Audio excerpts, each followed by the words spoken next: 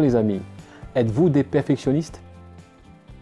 Le genre de personnes qui veulent que tout soit parfait? Les perfectionnistes ont trois fâcheuses façons d'être. La première chose, c'est se comparer aux autres. Je veux être meilleur que celle-là ou celui-ci.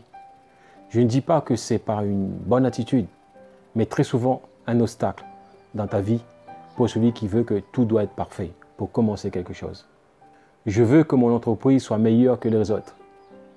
Mes résultats soient meilleurs et dépassent celles de mon voisin. Vous voyez?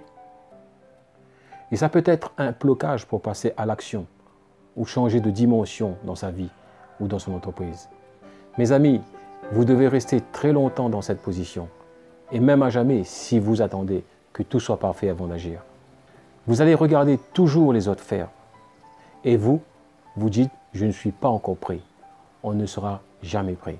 Et j'ai remarqué, lorsqu'on se compare aux autres, on se voit dans une position inférieure et dévalorisante, et non pour s'élever. Mes amis, sortez de cette position sans solution. Vous allez attendre un bus qui ne va jamais venir. Ça, je peux vous garantir. Vous allez faire l'expérience du vouloir et non celle de l'être. Mesurez-vous par rapport à vous-même et non par rapport aux autres. Est-ce que je suis meilleur que hier? Mesure-toi par rapport à toi d'hier. Mes notes sont meilleures que notes précédentes. Est-ce que mon chiffre d'affaires s'est amélioré par rapport à la même période de cette année? Comprenez-vous cela, mes amis? Si vous vous comparez aux autres, je ne peux vous empêcher, mais comparez-vous aux autres dans une position supérieure. Sinon, laissez tomber cette comparaison. Et cela va vous aider de passer à l'action dans votre vie. Apprenez à vous dépasser en se comparant à soi-même. Deuxièmement, la peur de se tromper. Sortez de cette peur de passer à côté du résultat attendu. L'échec. Je ne sais pas pour vous, avez-vous appris à marcher tout de suite? Vous devez être exceptionnel, car j'ai toujours vu les petits apprendre à marcher en temps bon. Vous pensez que les choses ont changé? Échec, c'est un résultat. Qu'est-ce que vous apprenez de cet échec?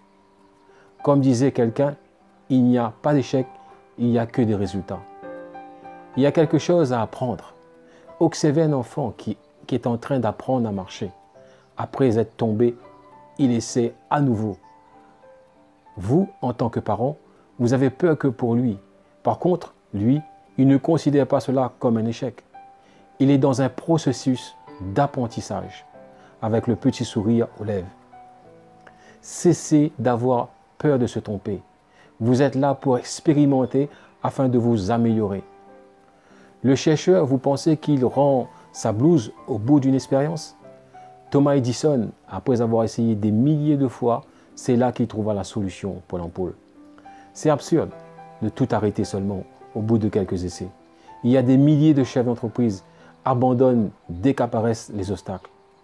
C'est dur, c'est la crise. C'est pas fait pour moi, trop de choses à payer. Pensez un instant à un enfant qui veut marcher et il ne dit pas que c'est trop dur pour moi. Ça fait mal quand je tombe. L'important, c'est de savoir quel est votre but. Réussir dans vos affaires ou rester par terre à ne pas réessayer. Et troisièmement, le besoin de plaire. Moi, dans mon métier, c'est impossible de plaire à tout le monde. Et c'est absurde. Vous êtes certainement un bel homme ou une belle femme, mais je peux vous assurer que vous n'allez pas plaire à tout le monde. Quittez cette attitude de vouloir plaire à tout le monde. Il y aura certainement un public à qui vous allez plaire, avec votre façon de faire. Voilà pour les 3 points. Sortez de la comparaison, n'ayez plus peur de se tromper et ne pas vouloir plaire à tout le monde. Alors, après avoir entendu cette courte vidéo, quelle est votre attitude? Des nouveaux résultats vous attendent dans votre vie, ainsi que dans votre vie d'entreprise. Le temps est arrivé pour vous de changer de cap.